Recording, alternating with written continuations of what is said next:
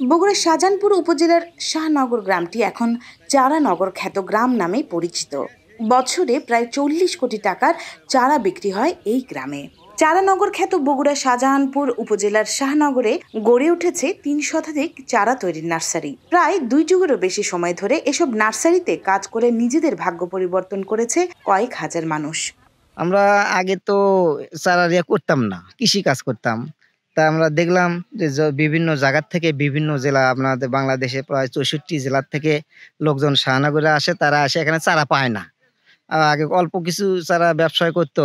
তা বর্তমানে আমরা তাদের সাথে যোগ হয়ে উৎপাদনটা বেড়ে আমরা যে করতেছি, তাতে দেখতেছি কৃষি ফসল করার চাইতে আমাদের অল্প সময়ের মধ্যে যে চারা থেকে আমরা লাভ পাই, তাতে আমাদের মোটামুটি আগের চাইতে সংসার অনেক ভালো চলতেছে ইনশাল্লাহ। মরিচ, টমেটো এবং ফুলকপি সব চারাই উৎপাদন হয়। প্রায় 3 লক্ষ চারার মতো উৎপাদন করছে। তাতে আমার খরচ প্রায় 1 লাখ 1.5 লাখ টাকার মতো খরচ। বিক্রি হয় প্রায় 2-2.5 লক্ষ টাকার মতো বিক্রি হয়, দাম ভালো হলে। আর যদি দাম একটু কমে যায়, তখন যে ওই টাকা তোলা প্রায় সমান সমান হয়ে যায়। নার্সারির হাতে কাজকর্মটা বেশি হচ্ছে, আমাদের বসে থাকা লাগে না। ওই হয়তো সপ্তাহে মাসে 2-1 দিন বসে থাকা লাগে। আর বিভিন্ন এলাকার থেকে লোকজন আসে চারা নিবেন, চারা নিয়ে অনেক উন্নত মান হচ্ছে। হ্যাঁ, আমাদের এই এলাকার যারা নার্সারি ব্যবসায়ী তারাও উন্নত হয়েছে আর কি। এই শীতে সবজির চারা সময় মতো সরবরাহের জন্য দিন-রাত পরিশ্রম করে যাচ্ছে নার্সারির মালিক এবং শ্রমিকরা। বেগুন, পেঁপে, কপি, মরিচ, টমেটো সহ দেশি বিদেশি নানান দুর্লভ গাছের চারা তৈরি করা হচ্ছে এই নার্সারিতে। উৎপাদিত চারা সরবরাহ করা হচ্ছে দেশের প্রায় 25টি জেলায়। পাশাপাশি স্পষ্ট চারা বিক্রি করা হচ্ছে আগত ক্রেতাদের কাছে। ভাই, আমার বাড়ি শিলদহ বাড়ি। ওখান থেকে এখানে আসি চারা নেওয়ার জন্য এই শাহনগরে। আজ থেকে কমপক্ষে 7-8 বছর আগে থেকে এখানে আসলে ভালো বীজের চারা পাওয়া যায়। আর আগাম চারাগুলো নিলে মানে দেখা যায় যে বিক্রি করলে অনেক টাকা আসে আর কি। সিরাজগঞ্জ থেকে আইছি, এই জায়গায় আইছি হইলো বাঁধাকপি এবং ফুলকপির জন্য আইছি। চারাই হইলো মরিচের চারার জন্য আইছি। এখানকার চারা উন্নত মানের এবং কম দামে পাওয়া যায়।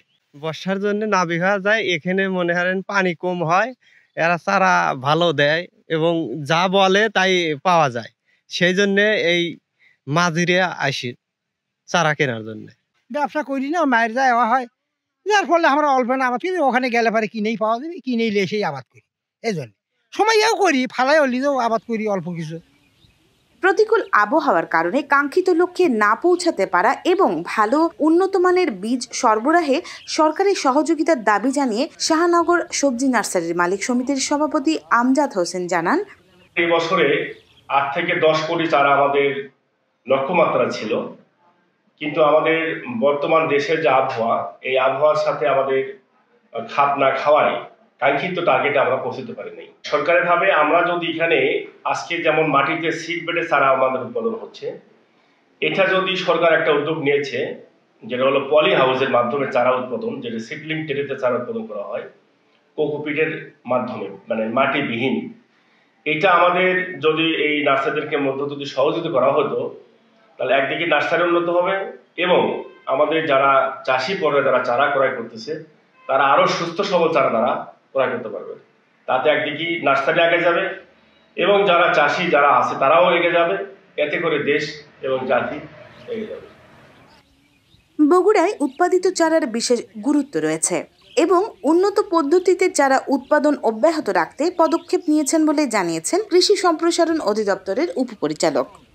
এখানে প্রায় 40 হেক্টর জমিতে আমাদের বর্তমানে এই ফুলকপি, বাঁধাকপি, বেগুন, টমেটো, বিভিন্ন জাতের মরিচ, এই চারাগুলো তারা উৎপাদন করছে এবং মানসম্মত চারা কৃষক ভাইদেরকে তারা সরবরাহ করছে।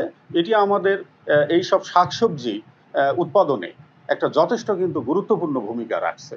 তো আমরা আশা করছি যে এই শাহনগর এলাকা, এটার পাশাপাশি এখানকার এই প্রযুক্তিটা আমাদের বগুড়া জেলায় আরও অন্য উপজেলায় ছড়িয়ে যাবে এবং আমরা ইতিমধ্যে কিন্তু বেশ কিছু পলিনেট হাউস করেছি। সেখানেও আমরা বিভিন্ন দুর্যোগ পূর্ণ আবহাওয়ায় আমরা সবজির চারা ইভেন আমাদের কোকো পিঠে চারা উৎপাদন করে আমাদের উদ্যোক্তারা তারা কৃষক ভাইদের সরবরাহ করে আসছে।